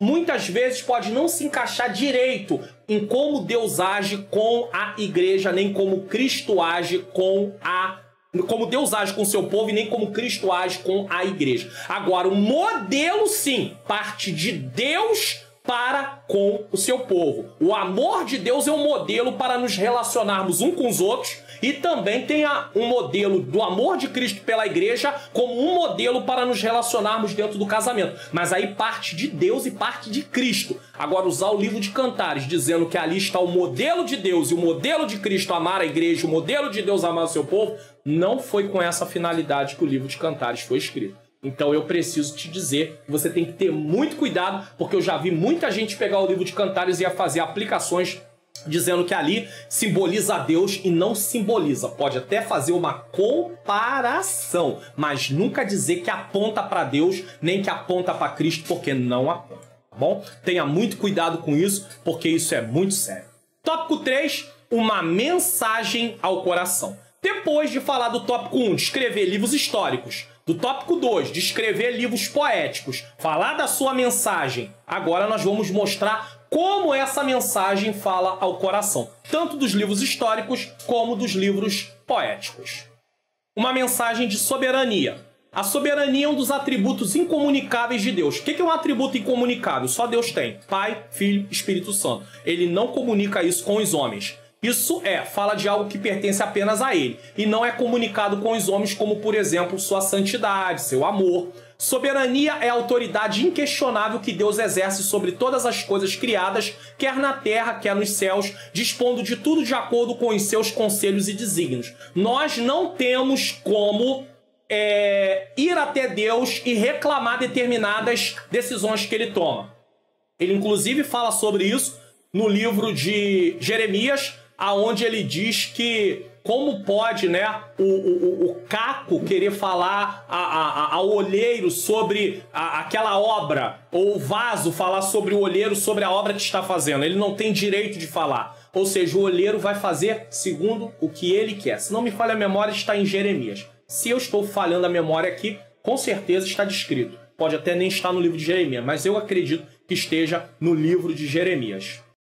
Por isso que é bom ter acesso à Bíblia, né? Deixa eu fazer uma correção aqui rápida. Não é Jeremias, é Isaías.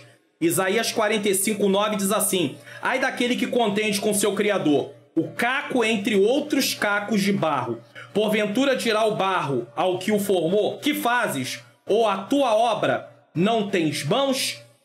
Então, não podemos dizer ao nosso Criador sobre como ele está trabalhando. Tá? Não é Jeremias, Isaías 45:9, me perdoe, é porque Jeremias 18 trata de um assunto parecido e eu fiz uma pequena confusão, mas já está aí já colocado em ordem. Isaías 45:9. A soberania divina está baseada em sua onipotência, onipresença e onisciência. Deus é absoluto e necessário. Ele é absoluto e necessário. Por quê? Todos precisamos dele para existir. Sem ele não há vida nem movimento. Uma coisa que eu preciso entender é: Deus não depende de nenhum ser humano para existir. Então, Deus pode exterminar toda a raça humana e ele continua sendo Deus. Mas nós precisamos de Deus para existir. Sem a existência, sem Deus, nós não podemos fazer nada. Se Deus tirar aquilo que ele nos deu, fôlego de vida, toda a humanidade morre. Inspira, acabou. Expira, com E, expira, acabou. Então, precisamos entender isso. A Bíblia descreve o que Deus fez na vida das pessoas e por meio delas. Por exemplo, Deus conduziu Josué na travessia do Jordão. Toda vez que você vê um relato bíblico, é Deus trabalhando através de alguém. E no meio da história, através da história também. Não é a história de Josué, é a história de Deus trabalhando através de Josué. Josué 3:13. Então o personagem principal da história é Deus trabalhando através de Josué. O feito favoreceu o acesso à terra prometida. Deus levantou nações para punir a rebeldia de seu povo e ainda proveu o meio de escape, a fim de evitar a extinção da nação eleita.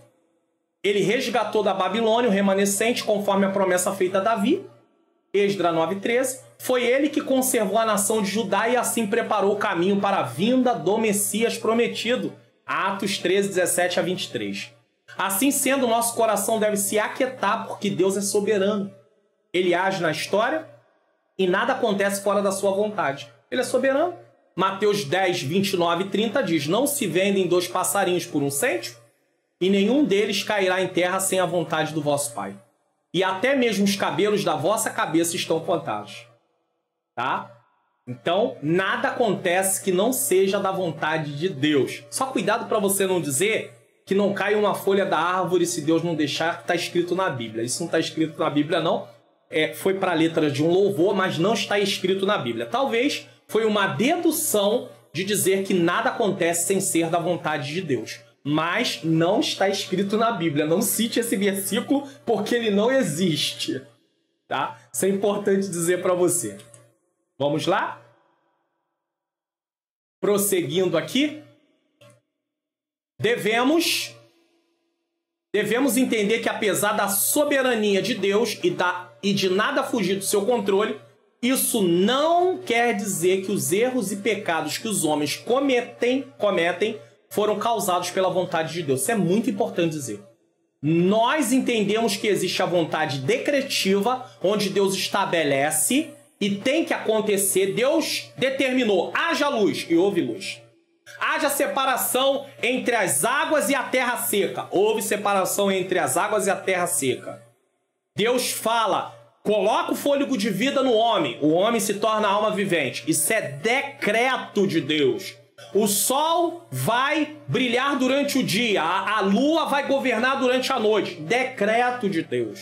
Mesmo que as nuvens tampem, tá? Mesmo que esteja em fases diferentes da lua, vamos ver a lua em partes, mas é decreto de Deus. Então isso é vontade decretiva. Nós entendemos que existe a vontade decretiva. Deus falou e vai acontecer. Mas nós também entendemos da vontade permissiva, onde Deus não foi o causador daquilo, mas permitiu acontecer por motivos que nem sempre iremos compreender. Podemos usar como exemplo a história de José. Deus se revelou a José por meio de 2 sonhos, do que ele faria através de José. Deus mostra 2 sonhos. Os sonhos que José teve não eram sonhos a nível do que nós usamos de forma figurada, dizendo assim: eu sonho em ser isso profissionalmente. Isso é um sonho meu. Os sonhos de José não eram sonhos dele, pessoais. Era revelação, irmão, é diferente. Cuidado com esse negócio de fazer a aplicação na hora do sonho de José, dizer: assim como José tinha um sonho e Deus cumpriu, assim Deus já cumpriu o seu sonho. Deus cumpriu o sonho de José porque o sonho de José era propósito de Deus. Deus apenas revelou a José o que ele ia fazer. Agora, nem tudo que você sonha, que você tem vontade, é propósito de Deus. Então você tem que primeiro buscar qual é a vontade de Deus, para que você venha buscar aquilo que tem a ver com a vontade de Deus, não com aquilo que você quer. Porque Deus não vai realizar o que você quer. Deus vai realizar aquilo que é propósito dele. Agora, existem coisas que nós podemos escolher. Você pode escolher qual é a profissão que você quer exercer. Aí tudo bem, é com você. Agora, eu vou te deixar um conselho. Mesmo a profissão que você quer exercer, se você quiser exercer algo que você não tem aptidão, você não vai ser muito bem sucedido. Ou você não vai fazer com satisfação. Você não vai se sentir realizado. Por quê? Porque você vai trabalhar numa coisa que você não tem aptidão. Então você tem que procurar exercer uma profissão dentro das suas aptidões. É claro que essa aptidão pode ser aperfeiçoada, mas uma coisa que você não pode fazer é criar uma coisa que você não tem como aptidão. Isso você não vai criar. Ah, pastor, mas eu conheço pessoas que não sabiam e começaram a trabalhar com aquilo. Ei, ele descobriu algo que já estava ali nele. Mas isso não foi criado, é diferente, tá? Então, José, os sonhos de José não eram sonhos dele. Quando eu faço uma aplicação assim, eu estou errando, porque eu estou pegando revelação de Deus e colocando como sonho pessoal. Cuidado, não é isso. Aí as pessoas começam a acreditar: o meu sonho, eu sonho em casar com aquela menina, solteiro. Mas aquela menina não quer ele.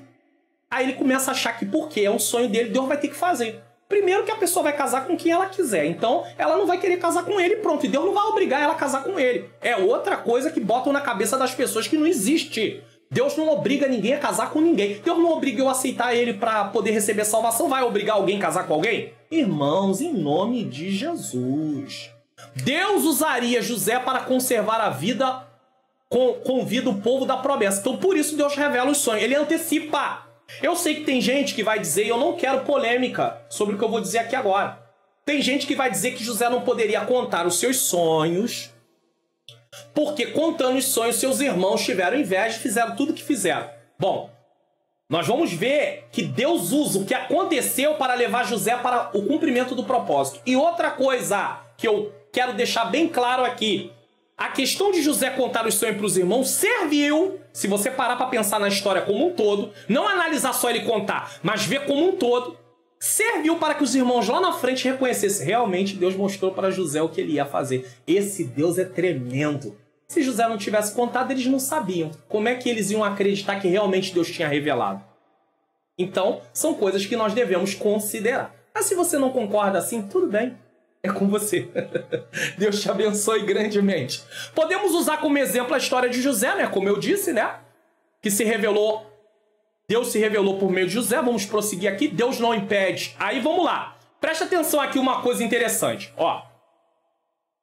Deus estabelece e tem que acontecer. É a vontade permissiva, onde Deus foi o causador.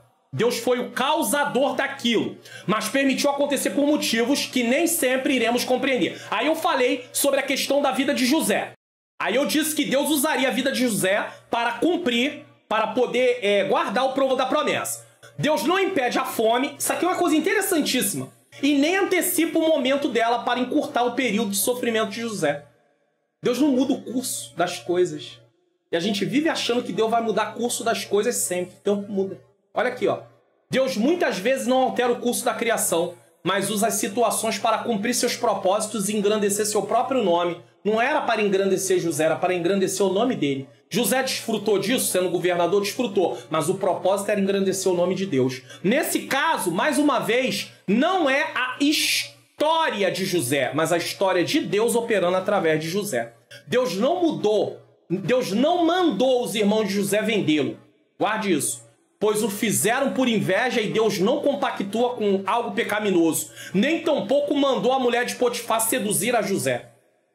Pois Deus abomina o adultério. Porém, Deus usa essas situações, ou seja, ele permitiu. E ele usa essas situações para levar José para mais perto do propósito que ele tinha. Precisamos entender isso, para não atribuir à soberania de Deus os pecados e erros dos homens. Dizer, Deus é o causador do meu pecado, Deus é o causador dos meus erros. Não, Deus permite, mas Deus não causou. Foi uma decisão minha. Mas Deus usa o que José passou para levar ele mais para perto do propósito. Por fim, por mais que as coisas pareçam fugir do nosso controle, temos um Deus que trabalha através da história. Isaías 64:4, olha que lindo. Porque desde a antiguidade não se ouviu, nem com ouvido se percebeu, nem com olhos se viu um Deus que além de ti, que trabalhe para aquele que nele espera. Se você confia em Deus, você está amparado pelas promessas da palavra. Se você está amparado pelas promessas da palavra, ele vai continuar cuidando de você e vai continuar cuidando de mim. Subtópico 2, uma mensagem de sabedoria. Podemos definir de uma forma simples que sabedoria é enxergar a vida com os óculos de Deus. Recentemente eu fiz uma postagem aqui na comunidade, no meu canal no YouTube, falando sobre isso aqui. Porém, não basta orar pedindo sabedoria, se não meditarmos na sua palavra para conhecermos o Senhor e a sua vontade. Pois, uma vez que conhecemos a vontade de Deus, podemos usá-la para tomar decisões em nosso dia a dia. Por isso que sabedoria é enxergar a vida com os óculos de Deus. Amamos o que Deus ama e aborrecemos o que Deus aborrece. Pastor, me explica um pouquinho melhor isso. Irmãos, o temor do Senhor é o princípio da sabedoria. Temer a Deus é o princípio da sabedoria. Ou seja, quando eu amo a Deus e eu me proponho a obedecê-lo, eu passo a me conduzir com sabedoria. Por quê? Porque eu começo a pegar o conhecimento acerca de Deus que eu obtive através de ler e estudar a palavra de Deus, e eu começo a aplicar esse conhecimento no meu dia a dia. Ó, isso eu posso fazer porque a Bíblia me ensina que eu posso. Isso aqui eu não devo fazer, a Bíblia me orienta a não fazer. Isso é o princípio da sabedoria. E aí eu vou abominar o que Deus abomina e vou amar o que Deus ama, porque eu estou amparado no que a palavra de Deus me ensina. Deus é a fonte da sabedoria, Provérbios 2:6. E o propósito da sabedoria é agradar a Deus, Provérbios 3:5. Desse modo, todo conselho prático está subordinado à sabedoria divina. Então, tudo que o escritor de Provérbios vai falar está baseado no que a Bíblia diz que devemos fazer. E isso é maravilhoso. Preste atenção nisso aqui. Olha só como isso é maravilhoso. Dentre esses conselhos práticos, porque a Bíblia ensina agora como é que eu vou fazer? Como é que eu vou ter uma vida de sabedoria? Andar retamente, Provérbios 2:7. Eu não vou ler as referências que não dá tempo. Fugir da luxúria. O que é luxúria? Imoralidade. Provérbios 2:16. Me ensina. Foge disso. Não ser preguiçoso. Provérbios 6:6. Deus criou o homem para poder trabalhar. Deus criou o trabalho para que o homem venha trabalhar. Então, dentro das atribuições do homem entrou o trabalho. Ele já trabalharia, agora passou a ser um trabalho forçado por causa do pecado.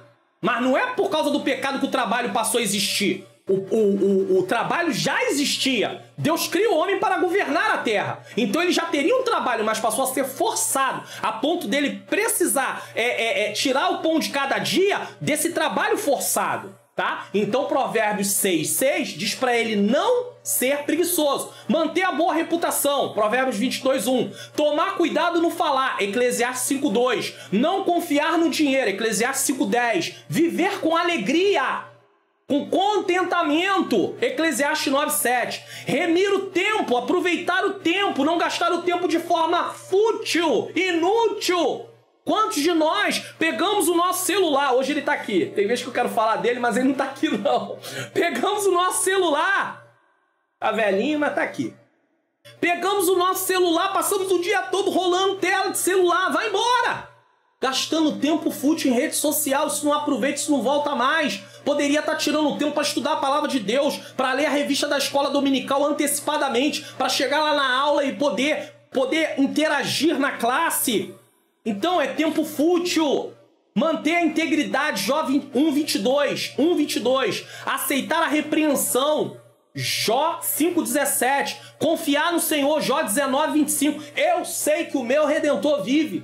E desfrutar do verdadeiro amor. Aí já tá na área do casal. Diferente do que muitos pensam, a vida sexual do casal, o sexo...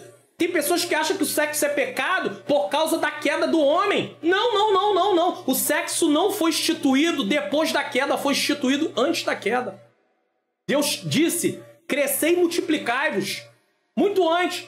Tá bom, eu sei que você vai entrar na questão e vai dizer assim, então por que não teve nenhum descendente antes da queda? Não sabemos. Pode ter sido muito perto uma coisa da outra. Logo depois que eles recebem, Adão recebe a ordem, a mulher tá ali, tudo direitinho. Logo depois eles caem, tem a queda. Não sabemos, eu não vou explicar o que a Bíblia não diz. Eu tenho um posicionamento. Aonde a Bíblia se cala, eu me calo. Onde a Bíblia fala, eu falo. Eu não vou inventar o que a Bíblia não diz, porque eu vou estar falando em nome de Deus o que ele não disse. E eu não quero ser culpado disso. Eu não quero que Deus me cobre. Vai dizer, Mário Luna... Eu sou contra ti porque você falou em meu nome o que eu não falei. Então eu não quero ser cobrado disso. Eu peço a Deus que Ele me ajude para que eu não venha fazer esse tipo de coisa. Mas o sexo foi criado antes da queda. O trabalho foi criado antes da queda. E o sexo, o lugar certo para realizar ele da forma correta é dentro dos muros do casamento. E tem que ter cuidado com os tipos de práticas também a nível do muro do casamento também, tá? No entanto, essas ações não devem ser observadas. Tudo isso que foi falado aqui. Andar retamente, não ser preguiçoso, manter boa reputação, tomar cuidado no falar, não confiar no dinheiro, viver com alegria, remir o tempo, manter a integridade, aceitar a repreensão, confiar no Senhor e desfrutar o verdadeiro amor. Falei um pouquinho rápido, só para poder aproveitarmos o tempo, tá bom? No entanto, essas ações não devem ser observadas de forma legalista. O que é isso, pastor? Elas devem ser o resultado do toque divino no coração humano. Ou seja, precisa ser resultado de um relacionamento de verdade. Então vem as boas obras. Não é eu querer praticar coisas que agradem a Deus sem ter relacionamento com Deus, mesmo me dizendo um cristão.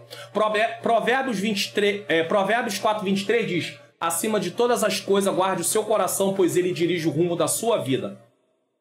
O legalismo é a prática de reduzir a fé cristã aos aspectos puramente materiais e formais das observâncias práticas e obrigações eclesiásticas. Não faz isso, não faz aquilo outro, mas não tem relacionamento nenhum com Deus.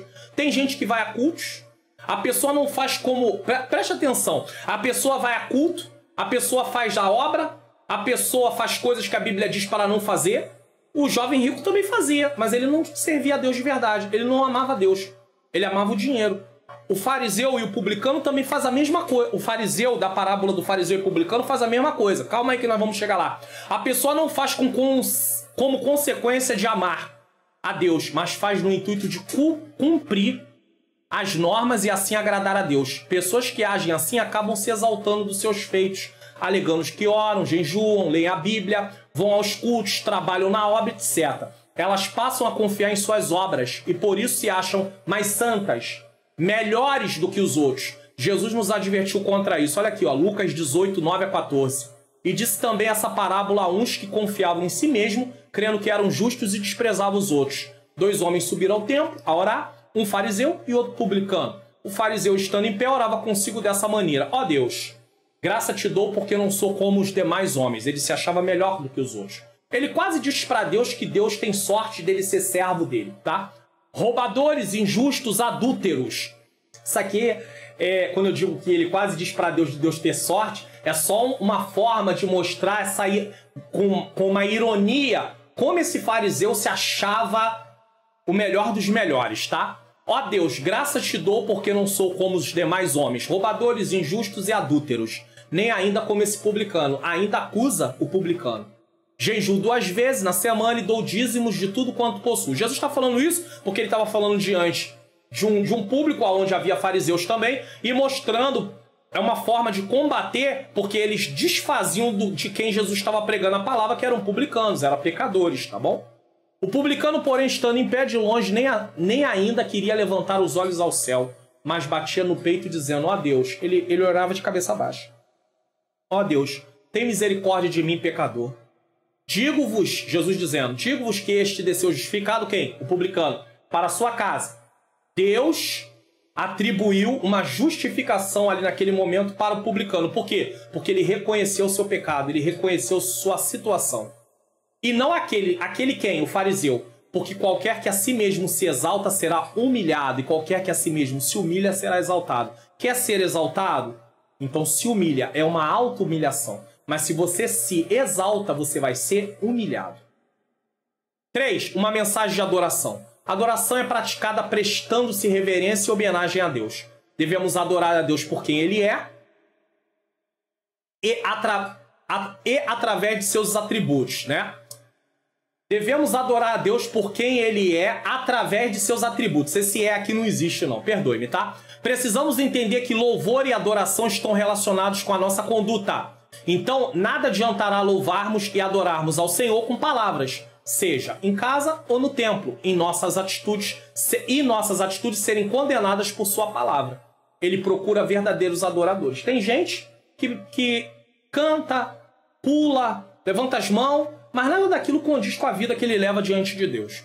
Os salmos possuem a peculiaridade de expressar as mais profundas emoções do coração humano, tais como medo, angústia e tristeza. Salmo 116, 3. Força, segurança e alegria. Salmo 118, 14. Também refletem o ideal divino da espiritualidade e adoração, que os salmistas se entregam. Então Deus se agrada disso. Entre outros retratos da vida espiritual, destacam-se o coração que confia. Então, olha as lições que você pode tirar nos salmos para aplicar para os dias de hoje. Assim como o salmista confiava em Deus, confia você também. Assim como o salmista estava angustiado, mas buscou ao Senhor, busca você também. Então é assim que você vai aplicar. Primeiro você vai entender o texto do que está tratando, depois você vai fazer a aplicação. Salmo 3:3. O coração contrito, Salmo 6:1. Coração que glorifica, Salmo 8:1. Você tem um coração que glorifica? Eu tenho.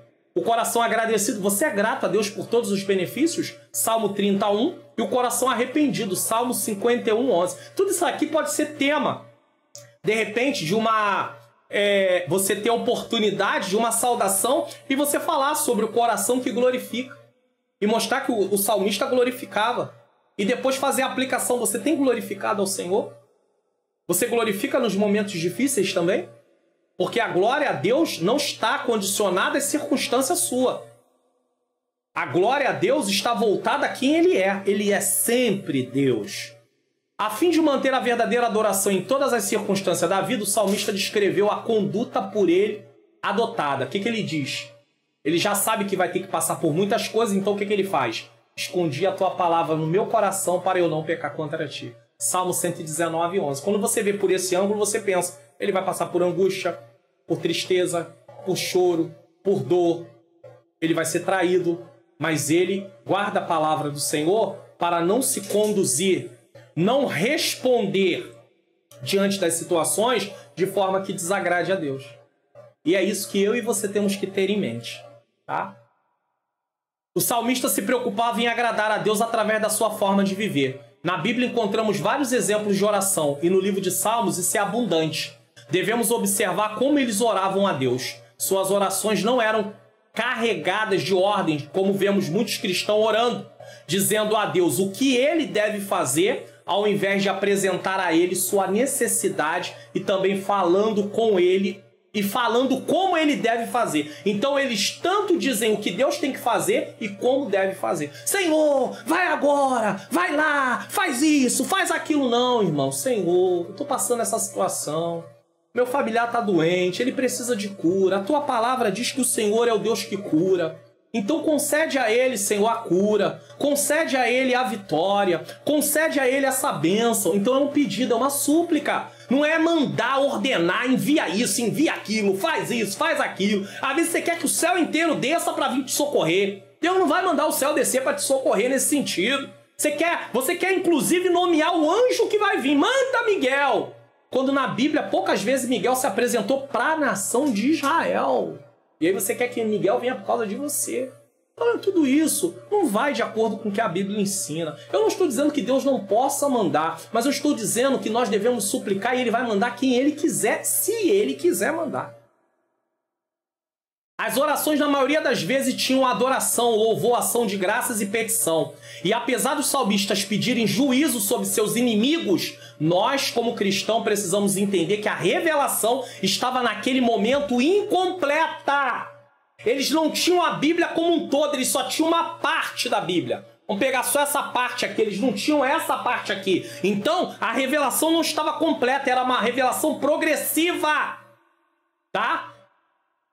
Mas, com a vinda de Cristo, ele nos trouxe a lei do amor, onde não só judeus eram aceitos por Deus, mas também os gentios. Porque quando o salmista orava sobre os seus inimigos, que não eram judeus, estarem lhe perseguindo, ele está pedindo que Deus faça justiça baseado naquilo que Deus tinha dito da aliança. Eu vou proteger, eu vou guardar. Mas no Novo Testamento, Deus abre essa aliança para todo aquele que crê em Jesus. Então, os nossos inimigos são os demônios, não as pessoas. Ainda que eles se levantem para se opor contra nós, mas nós não podemos lutar contra eles como inimigos. Por isso, o cristão não pode orar desejando juízo de Deus. Perdoe aí o Deus com letra minúscula, mas é Deus com letra maiúscula, tá? Por isso, o cristão não deve orar desejando juízo de Deus sobre quem fez algo contra ele. Pois vários textos no Novo Testamento mandam amar, abençoar, bendizer, pagar o mal com o bem. Você não pode criar uma doutrina em cima de salmos e começar a querer orar para Deus cobrar dos outros, ou se gloriar esperando que Deus faça alguma coisa. Eu estou esperando Deus cobrar. Deus vai cobrar, eu creio. Irmãos, vocês vão me desculpar? Eu tenho relatos de pessoas que já foram, às vezes, buscar a Deus em monte, que na subida do monte ouviu cristãos. Eu estou falando crente orando. Pastor, ele não era crente não. Bom, aí é você dizendo, mas eu estou dizendo, ele se diz um cristão, orando, Senhor, quebra a perna dele ou dela. Que isso, irmãos? Em nome de Jesus. Ou então, mata ele ou mata ela, para poder ter o marido ou a esposa de alguém. Ou uma esposa que perdeu o marido, cristã, orando para Deus matar a mulher que levou o marido dela. Você tem que orar para Deus salvar ela, não matar. Não tem base bíblica para você fazer isso. Não faça isso, tá? Mas aí entregam que Deus é com você, que ai de quem tocar na menina dos olhos de Deus. Mas aí Deus ama a humanidade, gente. Não pensa assim. Porque se eu começar a pensar desse jeito, daqui a pouco eu tô me gloriando. Ó, Deus está matando por minha causa, hein? Cuidado, hein? Eu sou bom. Não, você não é bom, nem eu sou bom. Bom é Deus. Eu sou servo. Romanos 12, 17 a 21 diz assim: nunca paguem o mal com o mal. Pensem sempre Pensem sempre em fazer o que é melhor aos olhos de todos. Faça aquilo que você gostaria que fizessem com você. No que depender de vocês, vivam em paz com todos. Amados, nunca se viguem. Deixa a ira com Deus. Deixem que a ira de Deus se encarregue disso. Pois assim dizem as Escrituras, a vingança cabe a mim e eu lhes darei o troco, diz o Senhor. Pelo contrário, se o teu inimigo tiver fome, dá-lhe de comer, se tiver sede, dá-lhe de beber. Ao fazer isso, amontoará brasas vivas sobre a cabeça dele. Sabe o que isso significa? Quando uma pessoa te faz o mal e você faz o bem para ela, a consciência dela vai arder.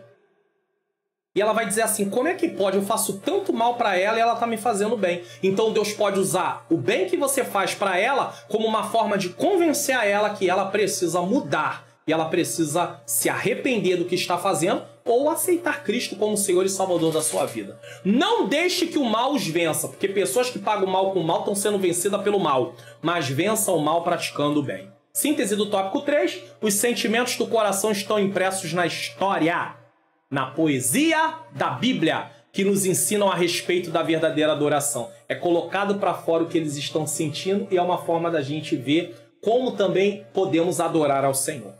Conclusão, a experiência do povo de Deus na conquista e posse da terra prometida aponta para a soberania divina. Deus estava no controle e continua no controle.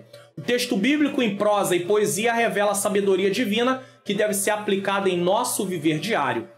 Essa mensagem alegra o nosso coração, serve de bom remédio e conserva saudável o nosso espírito, alma e corpo. Provérbios 17, 22. Precisamos crer que Deus é soberano e age na história. Ele não perdeu o controle da minha e da sua vida. Devemos seguir os exemplos de sabedoria divina e não da humana. E precisamos desenvolver um coração adorador. E o livro de Salmos mostra isso com muita perfeição. Vamos espiar qual é a próxima lição?